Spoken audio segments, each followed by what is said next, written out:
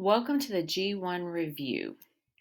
We're going to talk the G1 standard. Let's talk about Georgia's location. You see that green area? That's the South. It's also known as the Southeast region. Woohoo! This is the best nation ever, the United States of America. This right here is the continent of North America. The world's split?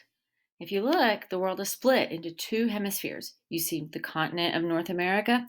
So we are in the northern hemisphere. Split again? Wait, look over there.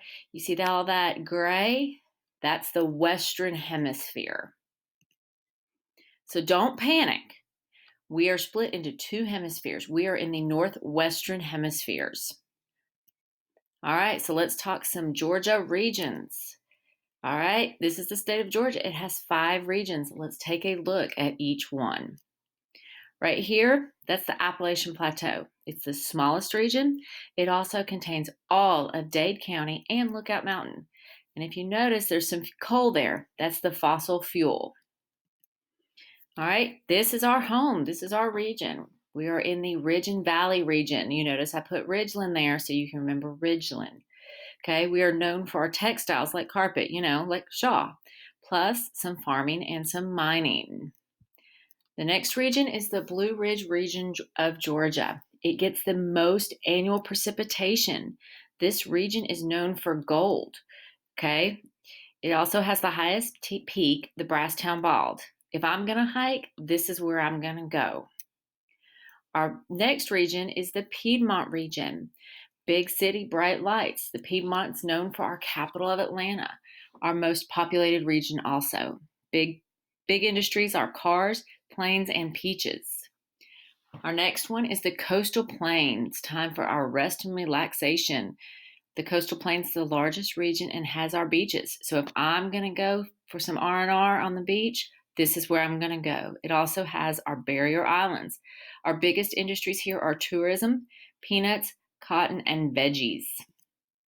All right, so let's talk physiographic features or physical features. See that green line there? That's the fall line. That was once believed to be the coastline of Georgia.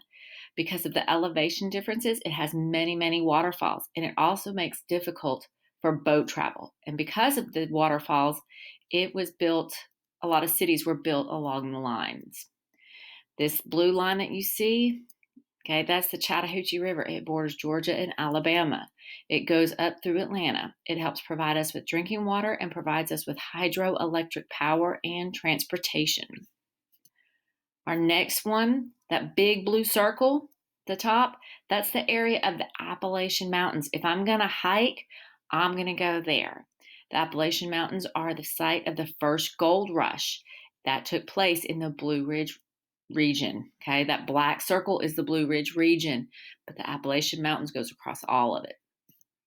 All right, that blue line, that represents the Savannah River. It borders Georgia and South Carolina. It is located at our deep water ports, which helps us transport goods all over the United States and the world. Oh, I'm tired. We have traveled this whole state so far. That green patch, that's an Okefenokee Swamp, home to over 1,000 plants and animals. The second freshwater swamp in the United States. All right, so let's go vacation. Let's go to the Barrier Islands. We're right off the coast of Georgia. Let's move into our classroom for a little bit more about the Barrier Islands. Located right off the coast of Georgia are the Barrier Islands. You see right there. Once home to the forts, it now protects us from bad weather like hurricanes. Today, it is a popular tourist place for beaches. All right, our last one. We're going to look at how water helps our historical development and economic growth. See all these rivers? These are where first cities were built. People chose to live here. It helps with hydroelectric power. It made electricity. It also helps ship goods in and out of Georgia. Today, it's a great place for water recreation like boating and fishing.